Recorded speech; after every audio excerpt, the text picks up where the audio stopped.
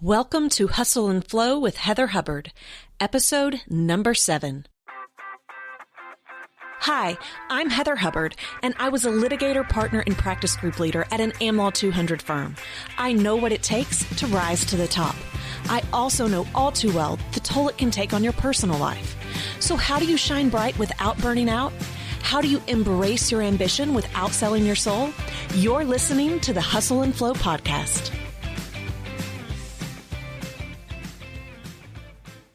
Welcome back. I am your host, Heather Hubbard, and I am so excited that you have joined me today. We are talking about the saying, "The rich is in the niche." So some of you have probably heard this before. Others of you, maybe you haven't, but you probably are familiar with the concept. So we are talking about how you can really increase your bottom line, whether that's your salary, your book of business, opportunities, by getting super specific in what it is that you do and how you market it.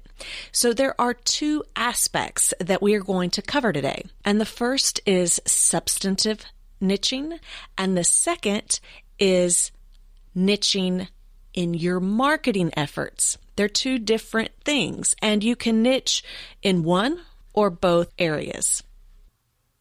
Now, I have a love-hate relationship with this topic because I love to see the results. I love to see how it works in practice. What I hate is the mind games that I play with myself. And what I hate is how I have so much resistance around the issue and how my clients have so much resistance around this issue. And so because I know it actually can deliver really great results, and because I know as attorneys, we really don't like to do this, I think it's worth covering. So we are going to do that in depth today.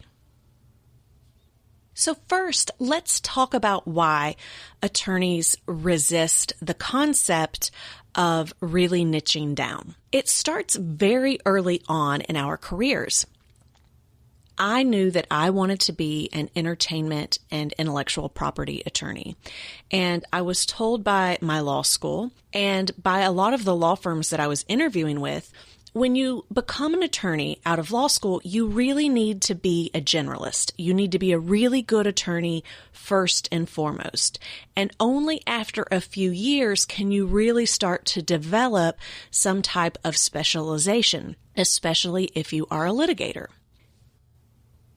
Now, I disagreed with that from the start, so I actually ended up going to a boutique firm where they would allow me to really focus on IP and entertainment litigation for the most part. I only had to do other types of litigation if my plate was not full, and I appreciated that opportunity, so that's why I decided to go with that particular firm. But even when I then lateraled over to a larger firm, the conversation still came up again because I was very much interviewing to work with a specific partner that did intellectual property and entertainment litigation.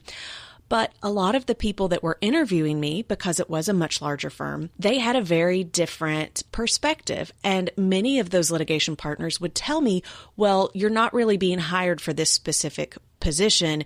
You have to be a general litigator. And if there's an opportunity for you to do that work, you can. So I was able to figure out that I mostly could do that work there. But there was this resistance to really telling any associate that they would be a specialist in any given area.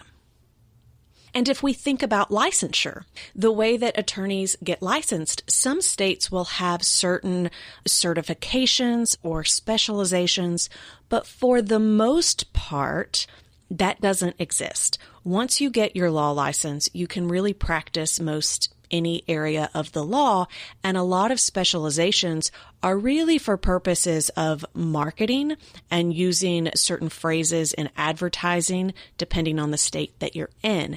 So again, even though state bars don't prevent you from having a niche, the standard is that you are a generalist. And then last, and this is especially true for litigators, there is this belief that you need to be able to cast a broad net, to be able to say that you do any kind of litigation and that you're just a great litigator, which is probably true, but that is how you market yourself in order to get work in the door. So from a marketing perspective, there's just this thought that you need to be able to say that you can be a one-stop shop for any client so that they will bring you all of their work. And if you start to specialize too much, you might be overlooked for certain opportunities, and no one wants to miss an opportunity. The problem with that is that if you're trying to please everyone, you won't please anyone. And I'm sure you've heard that saying before, but it's true and it's relevant to this discussion. If you are trying to let everyone know that you are an amazing litigator or attorney, you're just not memorable. And in many ways, you're not marketable. And that's not just with business development. It's also with opportunities. So in the work that I'm in, I talk to a lot of recruiters. And one of the things I hear is that if they had a dime for every resume on their desk from a litigator, especially a senior associate or income partner litigator, they would be rich. And they feel really bad because they have this big pile of resumes, but they can't actually help people get jobs because they all look the same. You literally have hundreds, if not thousands of people that have the exact same skill set. And because they never specialized in anything, their only specialty was litigation, it's not marketable to in-house companies that want you to come in and have a certain skill set because they're generally not hiring just general litigators.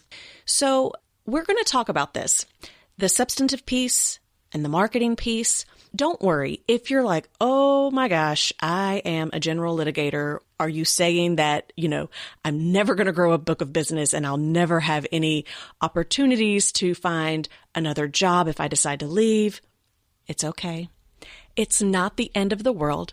Some people don't need to niche, and you now are going to have this information so that you can start niching tomorrow or as soon as possible in order to start having a more specific resume.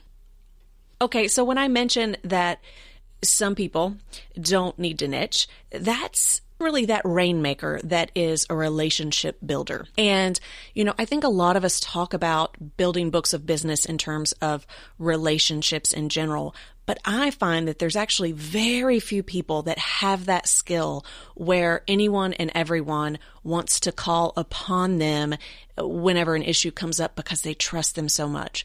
Most of us have relationship building skills, but we don't have that sparkling personality that just attracts people to us. If you can attract people to you, you may not need to niche.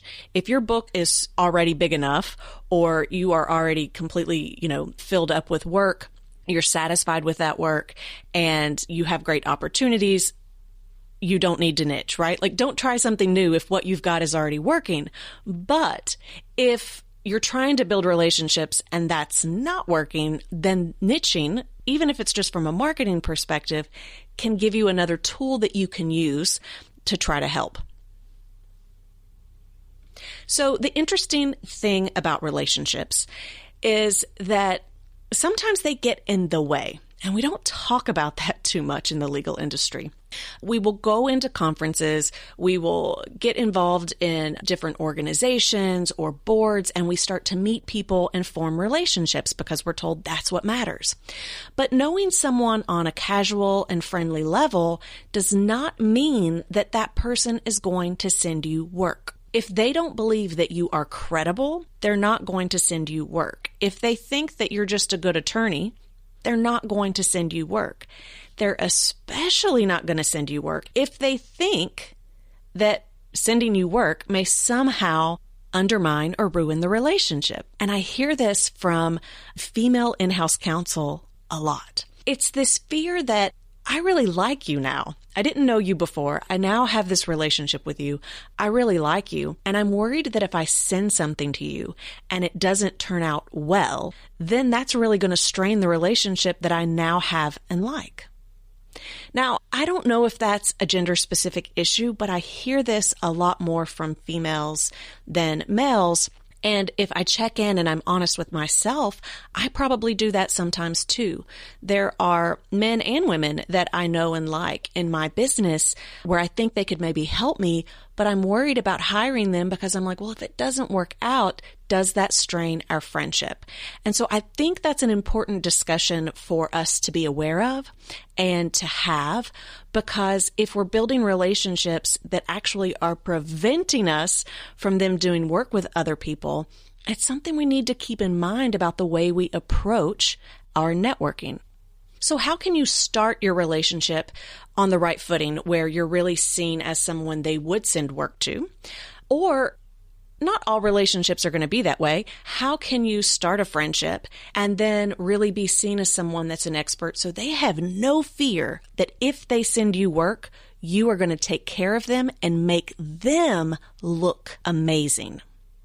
You do that through positioning yourself as an expert. And to position yourself as an expert, you need to have a niche.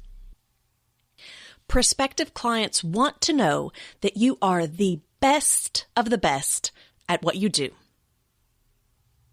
And the same holds true for employers. If an in-house legal department is going to hire you to do something, to come in within their company, they want to know that you're really, really good at a specific area of the law. So for right now, let's talk about the first part of niching, and that is substantive niching. So the more niched you are, the higher the rate that you can command. So think about it. Patent attorneys, they command very high rates. Tax attorneys, they have very high rates. The more narrow, yet complicated and complex an area, the higher the rate. And this isn't even always for a specific area of law. It can be industry specific. So for example, let's say that you're doing M&A deals, but you have done more M&A deals for tech companies of a certain size in the United States than anyone else. Well, even if those issues are different, right? Even if that's just being an M&A attorney, if you've represented tech companies in most of your deals, if you have represented a certain size of company in most of your deals, that makes you an expert in that specific type of deal. You're still niched down, even though it may not be a substantive legal niche. It's an industry niche. It is a client niche. And that too can get you a higher rate because you're more in demand and you are seen as the best of the best in that field. And let's be honest, it does make you better. As attorneys, we can pick up anything and for the most part figure it out. I think sometimes we actually get scared to do work that we're not familiar with because we're like, oh, I don't know, I've not done that before. There's a lot of really basic law that we can figure out, but there is something to doing the same kind of work and dealing with the same kind of issues and the same kind of clients over and over and over again. The more experience you have, the better you're going to be at it. The better you're going to be at identifying issues, coming up with solutions, and knowing those nuances. So when I'm talking about substantive niching, this isn't really about marketing. It's truly about having an expertise. You are not ever going to become the go-to person if you practice everything under the sun and you don't ever get really, really good at any one given thing. I've talked a lot about litigators, and so I do want to kind of circle back to that. You can be niched as a litigator without having a substantive legal area of expertise. But I really only see it in one area, And that is where you are the go-to trial attorney, or you are the go-to appellate attorney. If people call you in at the last minute to come in and try a case because you are that good, then you have niched yourself and you do have a substantive expertise in trials. This may be hard to swallow, but that is few and far between. That is very rare. I have not seen too many attorneys that are known for their amazing trial experience and truly get called in for trials because they are the best at what they do. So just be honest with yourself about whether or not that could truly be a niche for you. It's okay if it's not. I'm going to give you some tools on how you can leverage some substantive knowledge, but just know that being a trial attorney can be substantive, but it's not going to be for most. So how do you start to come up with what a niche might be? Well, the good news is you don't have to practice this niche 100% of the time. You can have multiple specialties, or you can have one specialty that maybe takes up 30 to 40% of your time, and the rest of the time you're doing other work. So for those of you that are like, oh, I don't know that I just want to do one thing all the time, I'll get really bored, don't worry about it. But if you can have at least one substantive niche, that's really going to help you command higher rates for those projects, make you more valuable if you do decide to make some kind of leap from a law firm to in-house or government. And it will help with marketing, which we're going to get to a little bit later. So the first thing to do is just figure out, do you maybe already have a substantive niche and you just don't realize it? Are you working with the same types of clients all the time? Are you doing the same kinds of deals all the time? Are you working for a certain industry a lot? If so, that could be your niche. And at that point, you just need to build that up even more. So you just want to seek out even more opportunities to do that kind of work so that maybe you have a good start in a niche, but you've not quite established it yet. Another is just something that interests you. So you probably want it to be something that you're already doing. You can carve out a brand new practice if you want. It's going to be a little bit more difficult though. But if you've seen some issues come up that you really like and you really enjoy, and they're not super general, then you can start building your credibility and your expertise by getting published. You can start submitting articles to your local or national bar associations.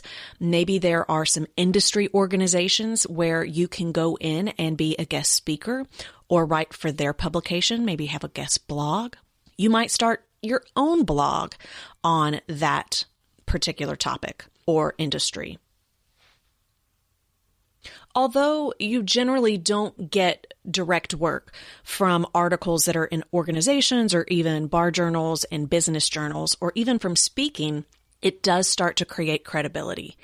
And if someone comes to your website and they see your publications, they see your speaking events, they're going to see that that's your area of expertise. The other piece of that is the people in the organization, the people in the industry are going to also start to see you as a leader and as someone that is an expert. So even though those things aren't going to lead to direct work, it's creating that substantive expertise, or at least the appearance of being a substantive expert in a specific niche. And in fact, the more you write and speak on a specific topic, you are going to get more educated and knowledgeable with those issues. And then obviously, if you're in a large law firm and others are already in this area, make sure that they know you want to work with them. If you're an associate, this is easy. You go to that partner and say, how do I do more of this work? I would like to work with you on this. If you're a partner, go to that other partner and let them know it's something you're interested in, and let them know it's something where you're not going to be trying to grab for credit. You are just there to build up your own expertise in that area. Now, you might want to share credit at some point, but it's just important to have that conversation early on so that they don't see you as competition. And if you're already in-house, but you want to become known for something, if no one else is doing that within your company, raise your hand. Ask to be the one that's going to be the point person for that type of law or for that particular subsection or division of the business. Just ask for it. All of these things can help you start to become an expert or become more niched in a substantive area. Now, just as I said, you don't have to do this work 100% of the time.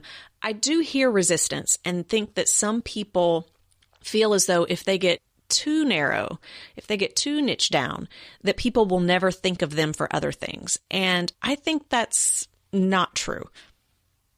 I get that that's a fear, but I think we underestimate our ability to problem solve. If you are sitting in your office and you don't have enough work to do because you are so niched down that there's not enough to fill your plate and no one is coming to you because they think that's all you do, then get out of your office and go educate people and let them know that you do other things. You certainly were doing them before you became an expert in that niche. So I know that sounds really simple and practical, but sometimes that really is the answer right in front of you. We just overcomplicate things because we get stuck in our heads. This is really not that difficult, but I hear that come up a lot. I get pushback and hear that excuse, so I'm just raising it that there are solutions. You can get out of your office and educate people. I also think that sometimes once you become an expert in one area, people think that you're really good at other things that you've never done before. So for example, I always did IP litigation, and I was brought into several really large bankruptcies because they came to me and said, well, you work on this. And I'm like, I don't know anything about bankruptcies. And they're like, no, but you do complicated IP work. And if you can do complicated IP work, then you can figure this out. And if you can take a complicated patent and be able to explain it in a way that the jury and judge that has no understanding of it can appreciate, then you can also get up to speed and educate others on what the bankruptcy piece means. So, and I've seen that with others as well. I think if you really become an expert in something, it just builds credibility overall. And if you're seen as a really smart and intelligent attorney, you're never really going to be looking for work to do. And that leads to the second part of niching, which is marketing. Now, with marketing, it certainly helps if you have a substantive expertise, but you don't have to have it. This is really just the concept of allowing people to see you as special, as an expert, as the go-to attorney in a specific area. And it's completely counterintuitive. We don't want to exclude anyone, right? I'm going to go back to the very beginning. We don't want to exclude anyone. We want to cast a very broad net. We don't ever want to pass up an opportunity because the truth is we know we could do the work, especially if you are a litigator or you're doing deals. You're like, I can do any deal. I can do any litigation. But if you say that you can do anything, people probably aren't going to believe you. Or even if they do believe you, you're forgettable. So just think about a restaurant for a minute. Think about a restaurant that has like a really, really diverse menu. There's a particular chain I have in mind. Their menu is like a book. And so that in and of itself should give you an idea of what I'm talking about if you've been there before. But they have Mexican and Chinese. They've got salads. They've got pizzas. They've got steak. They've got Italian. They've got cheesecake. Maybe you know who I'm talking about now. Anyway, their cheesecake is delicious, but the rest of their food is not that good. And that's really, like, if you go into any restaurant or you look at any menu, if they're doing a million different things, you're like, there's no way they're doing any of that well. Like, it's all going to be okay, but none of it's going to be amazing. Or same with the doctor. You know, there are general practitioner doctors out there, internists, that, and I don't think most internists say this, but you might find a doctor that says that they do anything and everything. Well, are you really going to take anything and everything to that doctor? Probably not. If you start to have a specific issue, you're probably going to go see a specialist. Because this is just the way that our minds work. This is the way that our brains are wired. We are wired to want someone to help us with our specific issue. If someone says that they can do too many things, you're not going to believe that they do any of them well. And that may or may not be true.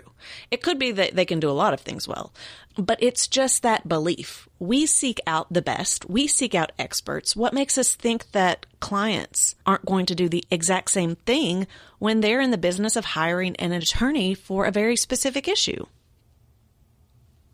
You can think about it in this way too. Let's say you go to a conference or you're at a cocktail party and you meet someone and they say that they're in marketing. You say, "Oh, what do you do?" And they're like, "Oh, I'm in marketing." And you might then move on to, "Do you have any kids? Where are you from?" Or you might ask them a few more questions like, "Oh, what kind of marketing do you do?" And they might say, "Oh, all kinds of marketing. I handle online, social, print, publicity." Okay, so they've really not given you any more information, but like you hear that, and now you're probably going to move on to the kids because it doesn't really mean anything to you. It's just so generic and boring that it doesn't mean anything to you. Now, later, when someone comes to you and has a very specific type of marketing question or asks, "Hey, do you know anyone that does this?" you're probably not going to think of that person. You might think, "Oh, I know of a few people that are in marketing, but who are they and where did I meet them and what are their names?" We receive so much information each and every day, each and every second, that our brains cannot process all of it that's coming in.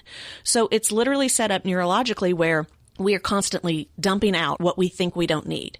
If you are having a conversation at a cocktail party with someone that says they do marketing, or even if they say, "I do online, social, and print," if that does not in any way give you information you think you may later need, it's just processing it right out. And don't think for a second that people aren't processing out that you're a lawyer or that you're a litigator or that you're a corporate attorney all the time, because that is not relevant information to them that is memorable. So their brain, without even thinking about it, it's going in one ear and right out the other. It's just dumping it. How do you remain memorable? You do that through niche marketing.